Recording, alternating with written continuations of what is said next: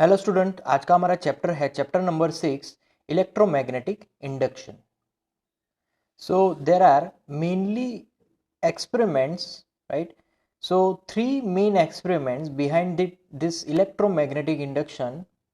So experiments are first coil and magnet experiment. तो यहाँ पर हमने क्या किया कि एक मैग्नेट ध्यान में लिया, राइट, और एक कॉइल लिया। कॉइल को हमने गैल्वेनोमीटर के साथ कनेक्ट कर दिया। अब जो भी बार मैग्नेट है उसका नॉर्थ पोल कॉइल के फेस की तरफ रख के फिर उसको वी वेलोसिटी से हम लोग आगे ले जा रहे हैं राइट हैंड डायरेक्शन में। तो जब भी हम इस मैग्नेट को राइट हैंड डायरेक्शन में ले जा रहे हैं तब गैल्वेनोमीटर यहाँ पर डिफ्लेक्शन दिखा रहा है। बट अगर मैं इसको आगे ले जाकर उसकी वेलोसिटी को जीरो कर देता हूं, मतलब कि उसको रेस्ट पे रख देता हूं, तो तब यहां पर कोई गैल्वेनोमीटर डिफ्लेक्शन नहीं बताता, राइट। तो यहां पर एक चीज जानने को मिली कि जब कभी भी ये मैग्नेट मोशन में है तभी ही ये गैल्वेनोमीटर डिफ्लेक्ट करता है। सो इससे कंक्लूजन ये निकला कि जब कभी भी ये कॉइल मैग्नेटिक फ्लक्स पाएगा, मैग्नेटिक फ्लक्स मतलब कि ये जो भी मैग्नेट है उसकी वेलोसिटी के कारण यहाँ पर मैग्नेटिक फील्ड इंक्रीज हो रहा है कॉइल पे। तो मैग्नेटिक फील्ड इंक्रीज हो रहा है मतलब कि वहां पर मैग्नेटिक फ्लक्स मिल रहा है, और मैग्नेटिक फ्लक्स के चेंजेस की वजह से, क्योंकि मैग्नेटिक फील्ड बढ़ेगा तो मैग्नेटिक फ्लक्स भी बढ़ेगा। मैग्नेटिक फ्लक्स अगर बढ़ेगा तो यहाँ पर गैल्वेनोमीटर डिफ्लेक्ट करेगा, राइट। तो यहाँ पर मैग्नेटिक फ्लक्स की चेंजेस की वजह से एक तो इंड्यूस ईएमएफ प्रोड्यूस होगा, उस इंड्यूस ईएमएफ की वजह से करंट प्रोड्यूस होगा, और करंट की वजह से यहां पर गैल्वेनोमीटर डिफ्लेक्ट करेगा, right. Then second experiment, that is coil coil experiment. तो अब कॉइल कॉइल एक्सपेरिमेंट में हमने एक फिर से कॉइल लिया, उसको बैटरी के साथ मतलब कि सेल के साथ कनेक्ट कर दिया, और दूसरे कॉइल को अभी भी गैल्वेनोमीटर के साथ ही कनेक्ट किया है। अब हम लोग यहां पर फिर से इस कॉइल को या फिर आगे पीछे कर सकते हैं मूव, कि जिससे यहां पर गैल्वेनोमीटर डिफ्लेक्ट करे, या फिर इसमें जो सेल है उसके करंट की वैल्यू को इंक्रीज डिक्रीज करेंगे तो फिर यहां पर मैग्नेटिक फ्लक्स का चेंज मिलेगा और उससे फिर गैल्वेनोमीटर डिफ्लेक्ट करेगा। तो यहाँ पर दो तरीके हैं, एक तो रिलेटिव मोशन का तरीका, और करंट को इंक्रीज डिक्रीज करने से यहाँ पर ओवरऑल मैग्नेटिक फ्लक्स का चेंज मिलेगा। क्योंकि अब हमें पता चल गया है कि जो भी इंड्यूस ईएमएफ या फिर करंट फ्लो होगा वो मैग्नेटिक फ्लक्स के चेंजेस की वजह से होता है। सो मैग्नेटिक फ्लक्स जब कभी भी यहाँ पर चेंज होगा तब गैल्वेनोमीटर डिफ्लेक्ट करेगा।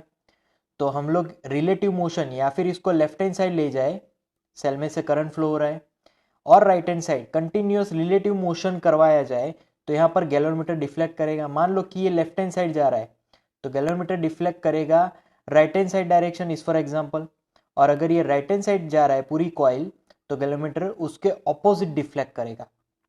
तो रिलेटिव मोशन में ऑपोजिट मोशन की वजह से गैल्वेनोमीटर डिफ्लेक्शन की भी डायरेक्शन यहाँ पर चेंज होगी। और सिमिलर यहाँ पर अगर करंट इंक्रीज हो रहा है, मान लो कि करंट की मेथड से अगर किया जाए तो करंट अगर इंक्रीज हो रहा है तो यहाँ पर मैग्नेटिक फ्लक्स इंक्रीज होगा। तो मान लो कि galvanometer right hand side deflect कर रहा है, और सेकेंड केस में अगर यहाँ पर करंट डिक्रीज हो रहा है तो मैग्नेटिक फ्लक्स यहाँ पर डिक्रीज होगा, तो गैल्वेनोमीटर मान लो कि लेफ्ट हैंड साइड डिफ्लेक्ट करेगा। तो अगेन यहाँ पर क्या इंपॉर्टेंट है, तो इंपॉर्टेंट है varying magnetic flux.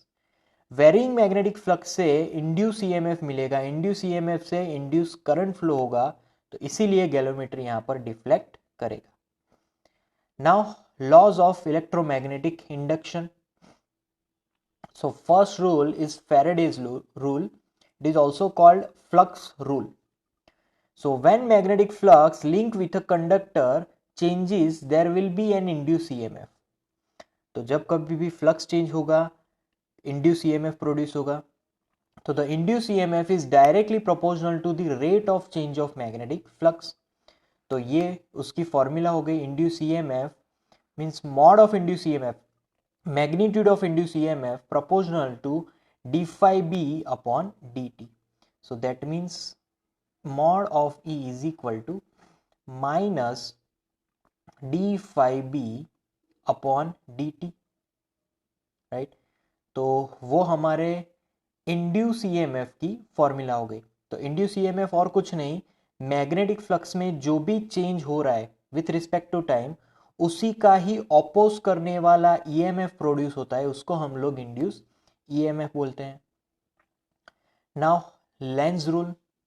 So the direction of induce EMF and hence induce current is such that it opposes the change in magnetic flux. जैसे कि मैंने पहले भी बताया कि जो भी यहां पर ईएमएफ प्रोड्यूस हो रहा है वो कैसे, वो कहां से प्रोड्यूस होगा. तो जो ईएमएफ प्रोड्यूस हो रहा है वो उसी के मैग्नेटिक फ्लक्स के चेंज को अपोज कर रहा है.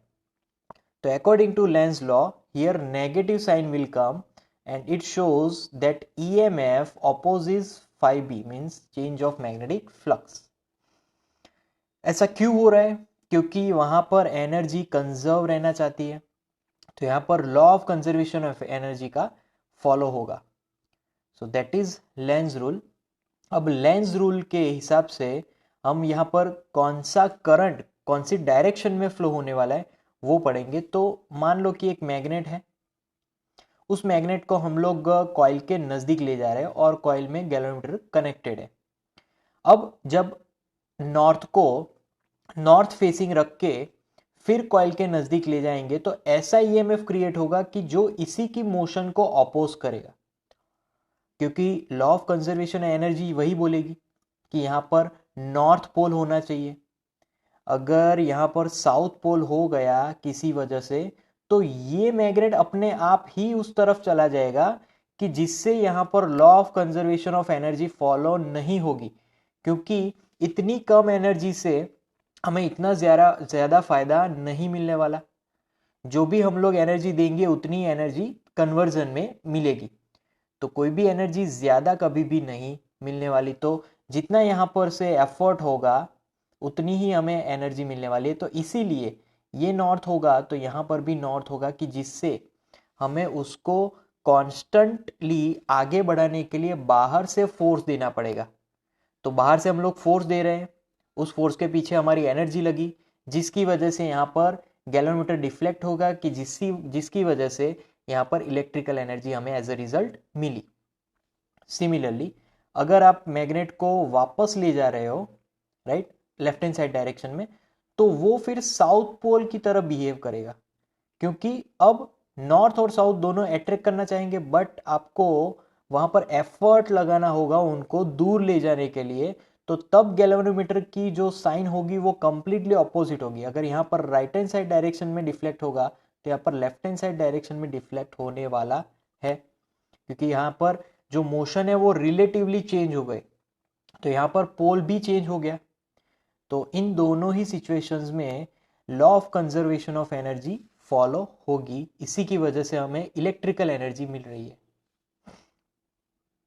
Okay, now bar magnet is accelerated through a coil with its length parallel to the axis of the coil as shown. What is the relation between A and G in this figure?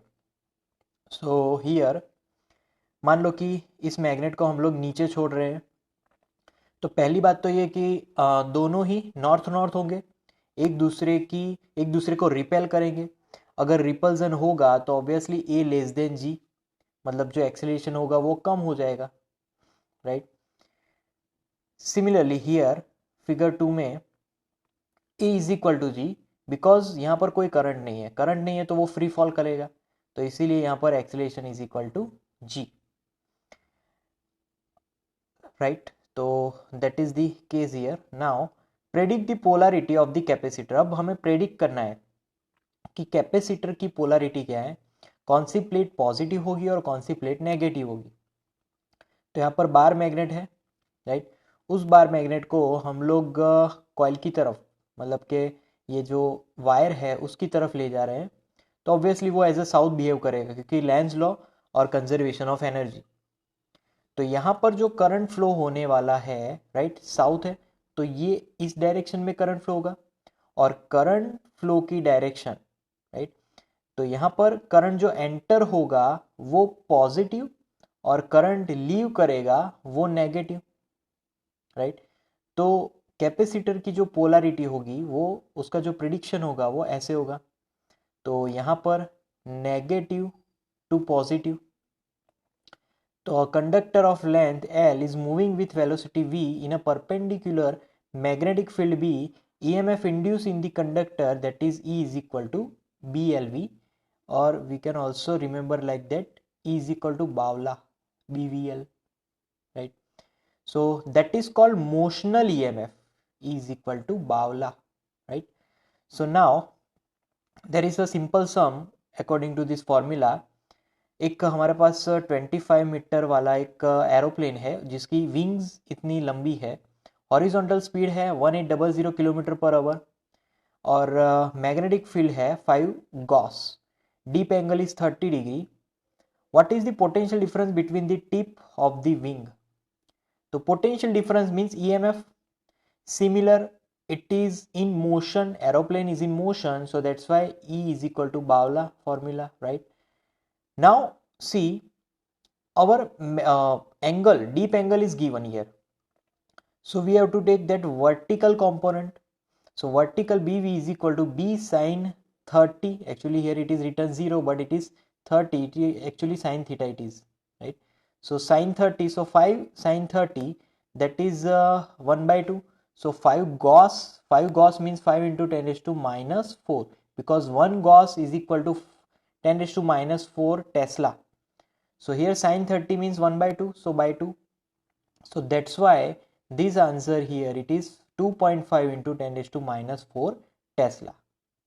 So now that is our BV. So here BV, then L, length of the wings, and velocity. So this velocity is in meter per second because it is given in kilometer per hour. So this is the conversion of meter per second. So at last we will get 3.13 volt. So that is the potential difference between the tip of the wing. Then magnetic Lorentz force is the reason for electromagnetic induction. So यहाँ पर जो induction हो रहा है वो उसके पीछे magnetic Lawrence force होगा। एंड सेकेंड थिंग कि जब कभी भी मैग्नेटिक फील्ड अर्थ की बोली जाए और डीप एंगल डेल्टा हो तो वर्टिकल कंपोनेंट में साइन फंक्शन आएगा और हॉरिजॉन्टल कंपोनेंट में कॉस फंक्शन आएगा। देन मैग्नेटिक फ्लक्स दूसरी एक सम है, तो वहां पर एक तो रिलेशन दिया है मैग्नेटिक फ्लक्स का टी के साथ। What is the magnitude of EMF induce in the loop when t is equal to 2 second? तो यहाँ पर simple according to Faraday's law this is the formula, so उसका डिफरेंशिएशन लेना है। So differentiation formula is simple power head power minus 1, so according to that we will get 12t plus 7. Now we have to put time inside that formula, so we will get EMF 31 millivolt, right. So here because 5b is in milliweber, so that's why EMF will be in millivolt. Now AD current AD current is simply, earlier we discussed that because of current we will get magnetic field around that wire. Now exactly vice versa of that concept, that whenever magnetic field changes, because of change of magnetic field we will get current.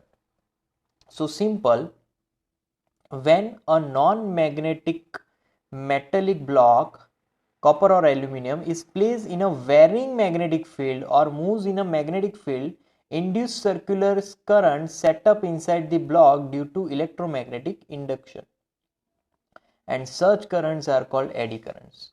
तो magnetic field के changes की वजह से जो current हमें मिलता है simple, वो एडी करंट है। तो उसको डेमोन्स्ट्रेशन किया है कि मान लो कि एक मेटालिक ब्लॉक है जो कि ऊपर और नीचे की तरफ मूव हो रहा है, तो एडी करंट यहाँ पर according to Lenz rule law हम लोग फाइंड कर सकते हैं, राइट। तो यहाँ पर ये इसको हमने यहाँ पर रखा और ऊपर मेटेलिक ब्लॉक है, राइट। यहाँ पर नॉर्थ पोल है, तो उसके मोशन की वजह से यहाँ पर जो ये जो ब्लॉक है मेटेलिक ब्लॉक, वहाँ पर हमें करंट देखने को मिलेगा। नाउ डीमेरिट, एडी करंट्स के डीमेरिट है वो है the slots cut across the block reduces induce eddy current, right.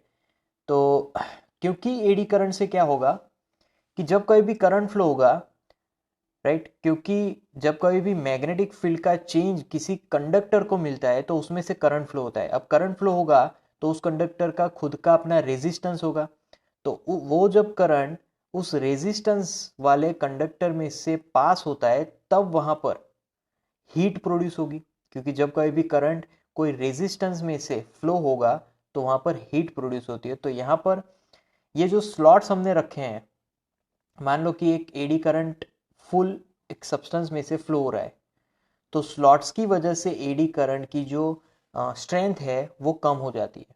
तो इससे हम लोग जो भी मटेरियल है उसको बचाया जा सकता है। The metal block is laminated and insulated from each other reduces induce eddy current. तो अगर किसी मेटल ब्लॉक को लेमिनेट किया जाए किसी आइसोलेटेड सिस्टम से और इंसुलेटर से, तो एडी करंट की वैल्यू को हम लोग कम कर सकते हैं, राइट। अदरवाइज जब कहीं भी करंट फ्लो होगा तो हीट प्रोड्यूस होगा, तो वहां पर पावर लॉस होगा और मेटल को भी वहां पर नुकसान होगा। So to minimise the energy loss due to eddy current, the core of dynamo and transformer are made up of slots cut thin sheet of iron insulated from each other. तो कोई भी बड़े बड़े मशीनरीज होते हैं जिसमें magnet use होता है, तो वहां पर मैग्नेट के आसपास वाले जो भी मेटल्स होंगे वहां पर हम लोग कट कर देते हैं उसको थीन शीट्स में, क्योंकि अगर थीन शीट्स में कम होंगे तो एडी करंट की जो वैल्यू होगी वो डिस्ट्रीब्यूट हो जाती है और वो कम हो जाती है। सो एडी करंट का यूज, तो एक तो speedometer, induction oven, braking system in modern trains, dead beat galvanometer. Then inductance, so electrical property of a conductor by which it opposes the growth or decay of current through it. So phi b is the magnetic flux linked with the coil. तो phi b is directly proportional to I, मतलब कि जैसे जैसे यहाँ पर current बढ़ेगा वैसे वैसे इस इंडक्टर में फ्लक्स बढ़ेगा, तो फ्लक्स बढ़ेगा तो करंट बढ़ेगा, वैसा भी हम लोग बोल सकते हैं। तो phi B is proportional to I, अगर इस इक्वेशन में से प्रोपोर्शनलिटी साइन रिमूव कर दें तो एक तो इज इक्वल टू साइन आएगा और एक कांस्टेंट लेके आएगा। So phi B is equal to L I, right. तो one constant is there L and that constant is called inductance of the coil, और वो जो इंडक्टेंस है उसका यूनिट है हेनरी।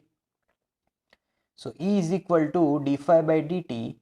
सो इंड्यूस ईएमएफ की और एक फॉर्मूला हमें मिल गई और वो है E is equal to L D I by D T, क्योंकि अगर इस इक्वेशन को आप डिफ्रेंशिएट करोगे तो मिलेगा d phi by D t and right hand side L is constant, so बाकी रहा I by D T, so d I by D T, right.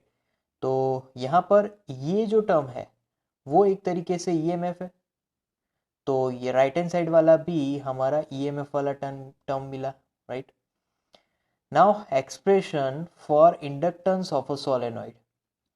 अब सोलेनॉइड क्या है, पहले तो सोलेनॉइड मतलब वायर वाइंडिंग है। एक एल लेंथ वाला सोलेनॉइड लिया, उसका क्रॉस सेक्शन एरिया कैपिटल है and N is the number of turns per unit length and I is the current flowing through that solenoid. So जब कभी भी सोलेनॉइड में से जब कभी भी करंट फ्लो होगा तब यहाँ पर मैग्नेटिक फील्ड जो मिलेगा वो है B is equal to mu zero into N I. So magnetic flux each turn of the solenoid that is D phi B is equal to B A. So B is equal to mu zero N I. Magnetic field produce due to solenoid, उसकी ये formula है। इस formula में जो n है वो तो number of turns per unit length है, बट हमें क्या चाहिए, टोटल नंबर जो भी यूज हुआ है सोलेनॉइड में। तो टोटल नंबर मतलब कि स्मॉल n इंटू एल, जितनी सोलेनॉइड की लेंथ है। तो now total flux link with solenoid phi B is equal to N into D phi B. So put n here, d phi b also here, right? So by putting all this value, we will get here phi b is equal to NL mu 0 n I A. So what is induced EMF? Induced EMF is differentiation of flux with respect to time. So n into n square into I into mu 0 A di by dt, right? तो ये उसकी formula होगी. ये यहाँ पर length है, so by mistake it is L length, right? And di by dt is because here differentiation is coming, so that's why here differentiation of current. So that is why now inductance formula, according to further formula, E is equal to minus L di by dt. तो यहाँ पर दोनों equation को अगर match करें तो यहाँ पर ये इक्वेशन मिलेगी कि L is equal to D I by D T is equal to mu zero N square A L into D I by D T, right? तो ये उसकी फॉर्मूला हो जाएगी. अब यहाँ पर D I by D T cancel साम साम, so L is equal to mu 0 n square A into L. So now here what is n? Small n is nothing but see, if I subject this, so I will get n is equal to n upon L. So small n is nothing but capital N upon small l. So by putting this, one L gets cancelled out. So see here L is equal to mu 0, right, into small n square. Small n square is capital N square upon L square into A into L. So this is square into A into L. So one L gets cancelled out. So that's why we are left with this equation, which is called self-inductance of solenoid. So here inductance depends on first size, then shape, coil, right, geometry of the coil and number of turns. इन सारे factors पर inductance depend करता है. अब मान लो कि जो भी हमारा मटेरियल है, जो भी सोलेनॉइड के अंदर हम जो भी मटेरियल रखेंगे, तो वो मटेरियल के अकॉर्डिंग सेल्फ इंडक्टेंस होगा L is equal to mu 0 mu r n square a upon L. Then choke coil, तो inductance coil having large number of turns and made of thick copper wire of small resistance used to control AC through a circuit without loss of energy. तो इसीलिए किन किन सर्किटों में हम लोग chalk coil का यूज़ करते हैं, क्योंकि एक तो लार्ज नंबर, बहुत सारे टर्न्स होंगे उसके, फिर जो वायर होगा वो थिक मटेरियल का होगा, थिक बनाया होगा, और रेजिस्टेंस बहुत ही कम होगा, तो वो बहुत ही कम एनर्जी का लॉस होगा वहाँ पर. So sparks are produce across the switch when light is switch off. Large induced EMF is produced due to self-inductance. Now, expression for energy stored in an inductor. Let I be the current through the inductor L at a certain time, right? So मान लो अभी inductor है, inductor और कुछ भी नहीं, एक solenoid का ही एक दूसरा रूप है. तो इंडक्टर को जब हम लोग बैटरी के साथ कनेक्ट करेंगे, एक की को कनेक्ट करेंगे, तो सिमिलरली अगेन जो फ्लक्स मिलने वाला है वो फ्लक्स होगा phi is equal to L I. Again back EMF induced due to inductor, that is E is equal to L D I by D T. Now I D I मतलब square bye 2, simple integration है. तो यहाँ पर हमें work done find करना है कि जिससे इंडक्टर में स्टोर होने वाली एनर्जी मिले. सो वर्क फाइंड करने के लिए फॉर्मूला है W is equal to E I D T. So here dW is equal to EI dt. So LI now integration both the sides. So we will get W is equal to integration 0 to I0 dW. So dW, that is nothing but dW is equal to LI di, right? So LI di, that is work done formula. So integrating both the sides, so we will get W is equal to L constant I square by 2, and then we have to put this I0 here. So L I0 square by 2. So this is the work done, right? Formula for inductor. Now whatever the work done formula, that is the storage inside the inductor. मतलब कि जो भी work वहां पर as a energy store होगा वो same formula होगी, and that is U is equal to half L I square, L I zero square. So यहाँ पर जो भी एनर्जी है वो वर्क के फॉर्म में है, and that is that work, that energy is in the form of magnetic field. So self inductance plays the role of inertia in a coil. Now mutual inductance. Mutual inductance में दो coil के use होगा. सो दो coil में यहाँ पर एक तो electric current flowing through coil P में से करंट फ्लो होने वाला है, तो वो हमारा सोर्स कॉइल हम लोग बोल सकते हैं, प्राइमरी कॉइल बोल सकते हैं. तो उसकी वजह से यहां से जो मैग्नेटिक फील्ड मिलेगा वो मिलेगा क्यूब कॉइल को, तो उसके नेबर वाले कॉइल को मैग्नेटिक फ्लक्स मिलेगा. तो पी की वजह से क्यू को मिलने वाला फ्लक्स होगा phi B. So phi B is proportional to I, मतलब कि जितना आई यहाँ पर ज्यादा होगा उतना ही यहाँ क्यू पर फ्लक्स ज्यादा मिलेगा. So phi b proportional to I, so phi b is equal to mi, and m is called mutual inductance of the coil. So here m is called mutual inductance.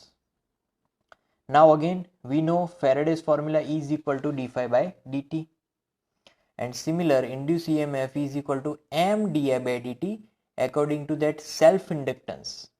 तो जहां पर self inductance था वहां पर यहाँ पर mutual inductance आ जाएगा. So here हम लोग ऑब्जर्व करेंगे कि कब यहाँ पर जो बल्ब है वो ग्लो करेगा. तो बल्ब ग्लो करता है जब क्लोज होने पर, जब क्लोज रहता है तब, ओपन होने पर. क्यों? तो जब क्लोज करते हैं, ओपन करते हैं, राइट, तब बल्ब ग्लो होगा. तो बल्ब ग्लो होने की वजह एक तो मैग्नेटिक फ्लक्स. तो मैग्नेटिक फ्लक्स जब चेंज होता है, क्योंकि जैसे ही हम लोग की को ऑन ऑफ करते हैं तब वो चेंज होता है, मैग्नेटिक फ्लक्स डिक्रीज होगा या फिर इंक्रीज होगा, तो तब इंड्यूस ईएमएफ प्रोड्यूस होगा. इंड्यूस ईएमएफ की वजह से इंड्यूस करंट फ्लो होगा, तो इसीलिए बल्ब ग्लो करता है. And this phenomenon is known as mutual inductance. Now application of electromagnetic induction, so that is AC generator and transformer. So AC generator, its principle, that is converts mechanical energy into electrical energy. तो simple क्या होगा इसका working? तो यहाँ पर इस coil को हमने दो स्ट्रॉन्ग मैग्नेट्स के बीच रखा, फिर इसको रोटेट करवा रहे हैं. रोटेशन से यहाँ पर continuously magnetic flux increase decrease होगा. तो मैग्नेटिक फ्लक्स इंक्रीज डिक्रीज मतलब कि चेंज हुआ, उस चेंज की वजह से यहाँ से करंट फ्लो होगा और करंट से यहाँ पर बल्ब ग्लो करेगा. तो हम लोग यहाँ पर जो बल्ब की जो ब्राइटनेस है वो कैसे बढ़ा सकते हैं? एक तो नंबर ऑफ कॉइल्स को बढ़ाकर, दूसरा स्ट्रॉन्ग मैग्नेट्स को यूज करके, राइट, और तीसरा यहाँ पर फास्ट रोटेशन करवा के. तो ये सारे फैक्टर्स है कि जिससे ये बल्ब ज्यादा ग्लो करेगा. Now according to this theorem, total magnetic flux linked with coil, तो phi is equal to BAN, formula है. डॉट प्रोडक्ट होगा, मतलब इसका मतलब cos theta, and theta is the angle between B and A. So यहाँ पर जो हमारी कॉइल है वो रोटेट हो रही है, मतलब कि कुछ एंगुलर स्पीड है, तो एंगुलर वेलोसिटी ओमेगा, सो वो जो थीटा है वो होगा theta is equal to omega into T. So phi B is equal to बेन कॉस ओमेगा टी. ओमेगा जितनी एंगुलर वेलोसिटी से वो जो रेक्टेंगुलर कॉइल है वो रोटेट होगा कि जिससे बल्ब ग्लो होगा, जिससे करंट फ्लो होगा. सो इंड्यूस ईएमएफ की formula is equal to D phi B by D T. अब ये फॉर्मूला को इस फॉर्मूला में रखेंगे तो डिफरेंशिएशन आया. तो डिफरेंशिएशन में ये बेन तीनों टर्म कांस्टेंट है, बाहर रखेंगे. सो यहाँ पर E is equal to BAN और फिर बचा d by D t of cos omega t, कितना बचा? सो यहाँ पर BAN as it is, cos का डिफ्रेंशिएशन होगा साइन ओमेगा टी। अब ओमेगा टी में वापस ओमेगा टी का डिफ्रेंशिएशन होगा, राइट। सो वापस उसका डिफ्रेंशिएशन करेंगे तो अगेन ओमेगा बचेगा, omega is constant, that's why. So इसीलिए ये जो फॉर्मूला हमें मिली वो होगी Ben omega then sine omega T. तो इसी वजह से यहाँ पर एक ओमेगा एक्स्ट्रा मिला हमें। So that EMF is called instantaneous EMF. So इस बेन ओमेगा को हम लोग V0 लिखेंगे, वो है हमारा V0 maximum EMF, right. So now current flowing through that armature coil, that is I is equal to E upon R according to Ohm's law, that is E upon R. E, it is formula, it comes from, so E is equal to, यहाँ पर V0 use किया है, so V0 sin omega t।